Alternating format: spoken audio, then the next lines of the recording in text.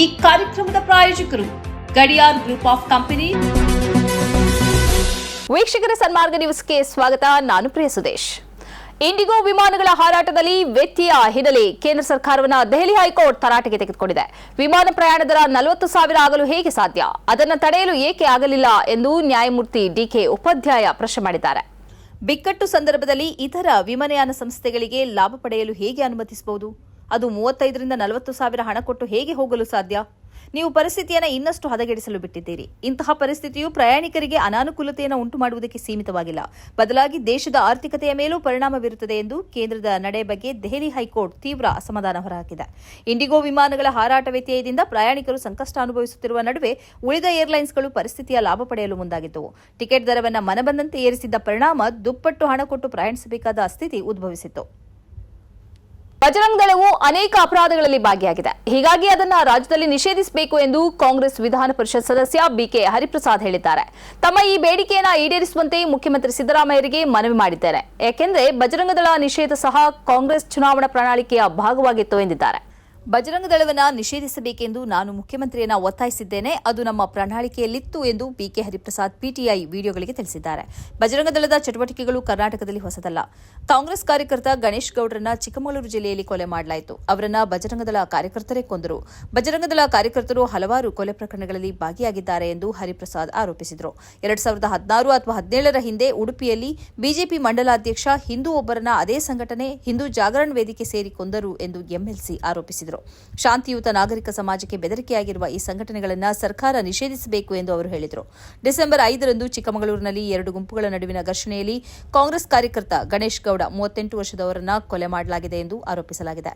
ಅವರು ಗ್ರಾಮ ಪಂಚಾಯತ್ ಸದಸ್ಯರಾಗಿದ್ದರು. ಒಂದೇ ಮಾತರಂ ಯಾರಾದರೂ ಹಾಡುವುದಾದ್ರೆ ಅದಕ್ಕೆ ನಮ್ಮ ವಿರೋಧ ಇಲ್ಲ. ಹಾಗೆ ಮುಸ್ಲಿಮರ ದೇಶಪ್ರೇಮಕ್ಕೆ ಯಾರೊಬ್ಬರ ಸರ್ಟಿಫಿಕೇಟ್ನ ಅಗತ್ಯವೂ ಇಲ್ಲ.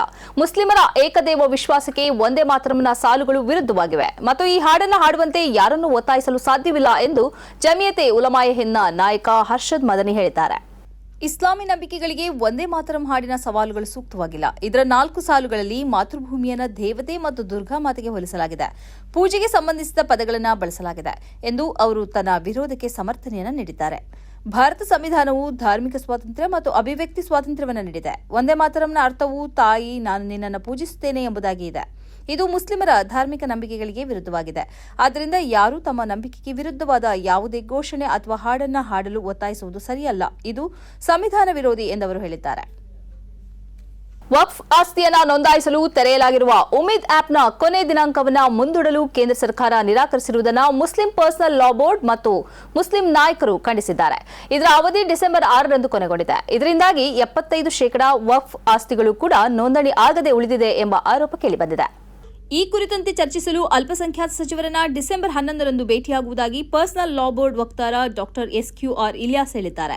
ತಾಂತ್ರಿಕ ವೈಫಲ್ಯ, ದಾಖಲೆಗಳ ಕೊರತೆ, ಇಂಟರ್ನೆಟ್ ನಿಧಾನಗತಿಯ ಸಮಸ್ಯೆ ಮತ್ತು ಆಗಾಗ ಕಂಪ್ಯೂಟರ್ ಕೈಕೊಡುತ್ತಿರುವುದು ಸೇರಿದಂತೆ ವಿವಿಧ ಕಾರಣಗಳಿಂದಾಗಿ ಉಮೀದ್ ಆಪ್ನಲ್ಲಿ ಕಡಿಮೆಯಾಗಿದೆ ಎಂದು ಹೇಳಲಾಗಿದೆ.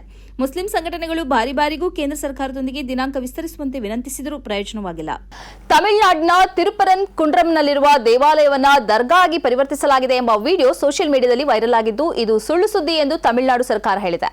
ವಿಡಿಯೋದಲ್ಲಿರುವ ಕಟ್ಟಡವು ಸಿಕಂದರ್ ದರ್ಗವಾಗಿದ್ದು ಇದನ್ನು ದ್ರಾವಿಡ ಶೈಲಿಯಲ್ಲಿ ಕಟ್ಟಲಾಗಿದೆ. ಇದು ಮಂದಿರವನ್ನು ಬದಲಾಯಿಸಿ ದರ್ಗವಾಗಿ ಮಾರ್ಪಡಿಸಿರುವುದಲ್ಲ ಎಂದು ಸರ್ಕಾರ ಸತ್ಯಶೋಧನೆಯ ಬಳಿಕ ಮಾಹಿತಿ ಹಂಚಿಕೊಂಡಿದೆ. ತಮಿಳುನಾಡಿನಲ್ಲಿ ಇಸ್ಲಾಮಿಕ್ ಕಟ್ಟಡಗಳು ದ್ರಾವಿಡ ಶೈಲಿಯಲ್ಲಿ ಕಟ್ಟಿರುವುದಕ್ಕೆ ಇತಿಹಾಸ ಇದೆ. ಅದರ ಪಿಲ್ಲರ್ಗಳು, ಬೀಮ್ಗಳು ಮತ್ತು ಇನ್ನಿತರ ಭಾಗಗಳನ್ನು ದ್ರಾವಿಡನ್ ಶೈಲಿಯಲ್ಲಿ ನಿರ್ಮಿಸಲಾಗಿದೆ ಎಂದು ತಮಿಳುನಾಡು ಸರ್ಕಾರದ ಆರ್ಕಿಟೆಕ್ಚರ್ ಪುಸ್ತಕದಲ್ಲಿ ಹೇಳಲಾಗಿದೆ. ಇಂಥದೇ ರಚನಾ ಶೈಲಿಯನ್ನು ಈಗ ಹಂಚಿಕೊಳ್ಳಲಾಗಿರುವ ವಿಡಿಯೋದ ದರ್ಗಾದಲ್ಲೂ ಬಳಸಲಾಗಿದೆ. ಇದು ಮಂದಿರ ಅಲ್ಲ. ಹಲವು ಮುಸ್ಲಿಂ ಧಾರ್ಮಿಕ ಕಟ್ಟಡಗಳನ್ನು ಇದೇ ಶೈಲಿಯಲ್ಲಿ ಕಟ್ಟಲಾಗಿದೆ ಎಂದು ತಿಳಿದುಬಂದಿದೆ. ಆದರೆ ಈ ಸತ್ಯ ಸುದ್ದಿ ಬಹಿರಂಗವಾಗುವ ಸಮಯದಲ್ಲಿ ಸುಳ್ಳು ಸುದ್ದಿ ಭಾರಿ ದೊಡ್ಡ ಮಟ್ಟದಲ್ಲಿ ಸೋಷಿಯಲ್ ಮೀಡಿಯಾದಲ್ಲಿ ಹಂಚಿಕೆಯಾಗಿದೆ. ಬಿಆರ್ ಗವಾಯಿ ಸುಪ್ರೀಂ ಕೋರ್ಟ್ ಮುಖ್ಯ ನ್ಯಾಯಮೂರ್ತಿಯಾಗಿದ್ದಾಗ ಅವರ ಮೇಲೆ ಶೂ ಎಸೆಯಲು ಯತ್ನಿಸಿದ್ದ ಪದಚ್ಯುತ ವಕೀಲ ರಾಕೇಶ್ ಕಿಶೋರ್ ಮೇಲೆ ದೆಹಲಿಯ ಕಡ್ಕಡ್ ಡೂಮ್ ನ್ಯಾಯಾಲಯದ ಸಂಕೀರ್ಣದಲ್ಲಿ ಅಪರಿಚಿತ ವ್ಯಕ್ತಿಗಳು ಚಪ್ಪಲಿಯಿಂದ ಹಲ್ಲೆ ನಡೆಸಿದ್ದಾರೆ. ಘಟನೆಯ ವಿಡಿಯೋ ಸಾಮಾಜಿಕ ಮಾಧ್ಯಮಗಳಲ್ಲಿ ಹರಿದಾಡುತ್ತಿದ್ದು ಹಲವು ವೇದಿಕೆಗಳಲ್ಲಿ ವ್ಯಾಪಕವಾಗಿ ಹಂಚಿಕೊಳ್ಳಲಾಗಿದೆ. ದೃಶ್ಯಾವಳಿಯಲ್ಲಿ ಕಿಶೋರ್ಗೆ ಚಪ್ಪಲಿಯಿಂದ ಹೊಡೆಯಲು ಕೆಲವರು ಯತ್ನಿಸುತ್ತಿದ್ದರೆ ಮತ್ತೆ ಕೆಲವರು ಮಧ್ಯಪ್ರವೇಶಿಸಿ ಹಲ್ಲೆ ನಡೆಸದಂತೆ ತಡೆಯುತ್ತಿದ್ದಾರೆ. ಹಲ್ಲೆ ನಡೆಸಿದವರ ಚೆಹರೆ ದೃಶ್ಯಗಳಲ್ಲಿ ಕಂಡುಬರುತ್ತಿಲ್ಲ ಹಾಗೂ ಅವರ ಗುರುತು ಕೂಡ ಪತ್ತೆಯಾಗಿಲ್ಲ. ಘಟನೆ ನಡೆದ ವೇಳೆ ಭದ್ರತಾ ಸಿಬ್ಬಂದಿ ಇದ್ದರೂ ಘಟನೆ ಹೇಗೆ ನಡೆಯುತ್ತೆ ಎಂಬ ಕುರಿತು ವಿವರಗಳು ತಿಳಿದುಬಂದಿಲ್ಲ. ದಾಳಿಯ ಉದ್ದೇಶವೂ ಸ್ಪಷ್ಟವಾಗಿಲ್ಲ. ಅಲ್ಲದೆ ಯಾವುದೇ ವ್ಯಕ್ತಿ ಅಥವಾ ಗುಂಪು ಈವರೆಗೆ ಘಟನೆಯ ಹೊಣೆ ಹೊತ್ತಿಲ್ಲ. ಮಂಗಳವಾರ ಕಿಶೋರ್ ಮೇಲೆ ಹಲ್ಲೆ ನಡೆದ ಘಟನೆಯ ಬಗ್ಗೆ ಜಿಲ್ಲಾ ವಕೀಲರ ಸಂಘವಾಗಲಿ ಅಥವಾ ಭಾರತೀಯರ ವಕೀಲರ ಪರಿಷತ್ತಾಗಲಿ ಇದುವರೆಗೆ ಸಾರ್ವಜನಿಕ ಹೇಳಿಕೆ ನೀಡಿಲ್ಲ. ಘಟನೆಗೆ ಸಂಬಂಧಿಸಿದಂತೆ ಕಿಶೋರ್ ಪೊಲೀಸ್ ದೂರು ದಾಖಲಿಸಲು ಅಥವಾ ಯಾವುದೇ ಔಪಚಾರಿಕ ಕ್ರಮ ಕೈಗೊಳ್ಳಲು ಉದ್ದೇಶಿಸಿದ್ದಾರೆಯೇ ಎಂಬುದು ಇದುವರೆಗೆ ತಿಳಿದುಬಂದಿಲ್ಲ.